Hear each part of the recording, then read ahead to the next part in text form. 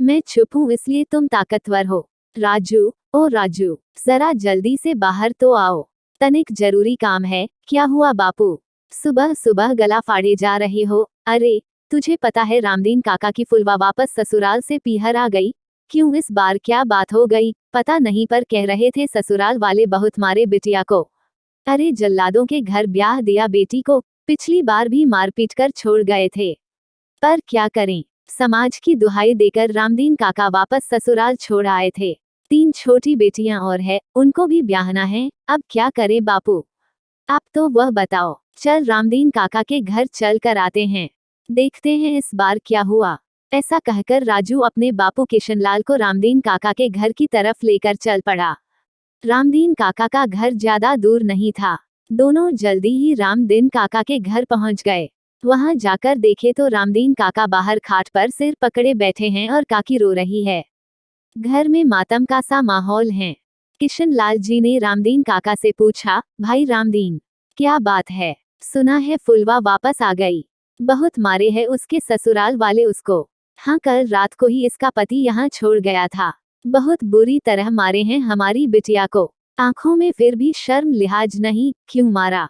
कारण तो बताओ। कुछ तो बोला होगा वह बेशर्म आदमी। हाँ, कह रहा था जब काम ढंग से करना आ जाए और सास और पति का लिहाज करना आ जाए तब भेज दियो। अच्छा, जरा बुलवाना फुलवा बिटिया को बाहर, तनिक उससे बात करनी है। रामदीन काका ने अपनी बिटिया को बाहर बुलाया। जब फुलवा बाहर आई तो उसे देखकर किशनलाल और राजू दोनों सकते में आ गए। आंखें सूजी हुई, चेहरे पर चोट के निशान, हाथ और गले पर नील पड़ी हुई। देखकर बहुत ही गुस्सा आया, पर खुद को संयमित रखकर किशनलाल ने कहा, क्या हुआ बिटिया, इस तरह क्यों मारा? फुलवा चुप रही। उसे इस तरह चुप देखकर किशनलाल ने उसके सिर पर हाथ रखा और बोला, बिटिया, ताव लगता हूँ तेरा, तू मुझे तो बता इस तरह क्यों मारा? किशनलाल के मुंह से अपने लिए प्यार भरे शब्दों को सुनकर फुलवा का रोना छूट गया। रोते हुए बोली, ताऊ जी, क्या बताऊं, जल्लाद है वो लोग, छोटी छोटी बातों पर बहुत मारते हैं, बहू नहीं नौकरानी समझते हैं। अगर कुछ बोलूं तो मारने लगते हैं और कहते हैं तुझे ब्याह कर किस लिए लाए हैं। ये सब कब से चल रहा है? ब्याह कर गई थी तब से ऐसा ही बर्ताव करते हैं। दूसरे दिन सुबह सुबह ही कमरे में आकर सासू माँ ने चांटा मार दिया और बोली कि तेरे होते मेरी बेटी काम कर रही है, शर्म नहीं आती?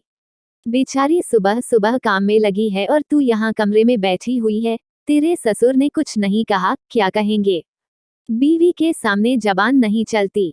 दोनों माँ बेटे अपनी मनमानी करते रहते हैं। अब की बार क्या हुआ? ताऊ जी, सच बोला था इसलिए 4-5 दिन हो गए ढंग से खाना नहीं खाया मैंने। इतना काम करो फिर भी भरपेट रोटी तक नसीब नहीं होती।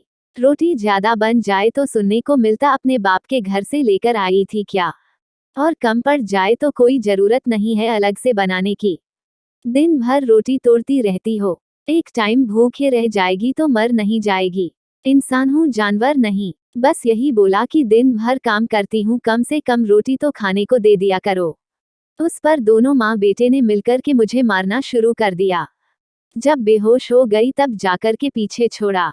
अब बर्दाश्त नहीं होता ताऊ जी। देख फुलवा, तू चुप है इसलिए वो लोग ताकतवर है, अपनी खामोशी को उनकी ताकत न बना। बाकी तू खुद समझदार है। 10-12 दिन बाद रामदीन काका फुलवा को समझाकर वापस ससुराल छोड़ आए। पर इस बार फुलवा पूरी तरह से तैयार थी।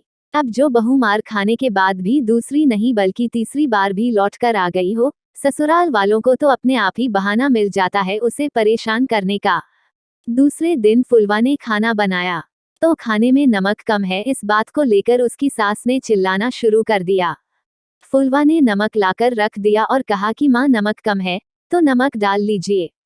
सुनकर सासू जी और ज्यादा भड़क गई, कहने लगी कि ज्यादा ही जबान चलने लगी है, आने दे मेरे बेटे को बताती हूँ, सारी अकड़ निकल जाएगी। शाम को जब फुलवा का पति घर आया तो सासू माँ ने अपने स्वभाव के अनुसार हर बात को नमक मिर्च लगाकर कहा, जिस पर उसका पति भड़क गया और फुलवा को गालियां देने लगा। फुलवा ने भी कहा कि नमक कम था तो नमक डाला जा सकता था, उस पर बेवजह का हंगामा करने की कोई जरूरत नहीं है। पर फुलवा के पति को ये अपनी शान के खिलाफ लगा कि पहली बार उसकी पत्नी ने पलटकर जवाब दिया है। उसने आंव देखा ना ताव। उठाया लठ और फुलवा को मारने लगा। लेकिन इस बार फुलवा ने भी ठान रखी थी। जैसे ही उसका पति उसे लठ से मारने लगा, वैसे ही फुलवा ने लठ पकड़ लिया और जोर से चिल्लाई, इस बार कमजोर मैं भी नहीं हूँ, छू कर दिखा, हाथ पैर तोड़ के ना रख दूं तो। फुलवा का रुद्र रूप देख कर के उसका पति एक बार तो बिल्कुल सकते में आ गया।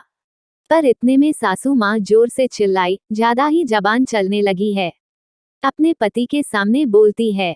शराब बेच खाए, फुलवा ने कहा, हाँ बोलती हूँ, मैं चुप हूँ इसलिए तुम ताकतवर हो, पर सामने करोगे तो चुप भी नहीं रहूंगी। चुप रहकर बहुत मार खा ली मैंने। आज के बाद हाथ उठाया तो ये याद रखना, तुम्हारी मार तो मुझे पड़ेगी, लेकिन उससे पहले तुम लोगों के हाथ पैर तोड़ दूंगी। बहुत बर्दाश्त कर लिया मैंने। अरे लल्ला, कैसे कैंची की तरह जबान चल रही है इसकी। इसके बाप को तो बुला जरा, देखे तो क्या सिखा कर भेजा है इसे। हाँ बुलाओ मेरे बाप को। बहुत इज्जत के नाम पर मार खा ली मैंने। मार मुझे पड़ती है, मेरे बाप को नहीं। घाव मुझे मिलते हैं, दर्द मुझे होता है। चाहो तो पूरी पंचायत बुला लो। अब तो मैं बेशर्म हो गई, अब बस और नहीं। मैं मेरी खामोशी को तुम लोग ही ताकत नहीं बनने दूंगी। फुलवा का ये रौद्र रूप देख करके अब किसी की हिम्मत नहीं हुई उसके आगे कुछ बोलने की। पर आज फुलवा खुश है। एक हिम्मत काफी है जिंदगी की मुसीबतों को दूर करने की। खामोशी तभी ठीक ठीक है जब तक वह नुकसान ना दे। ऐसी खामोशी भी किस काम की जो शरीर पर चोट के अलावा कुछ ना दे।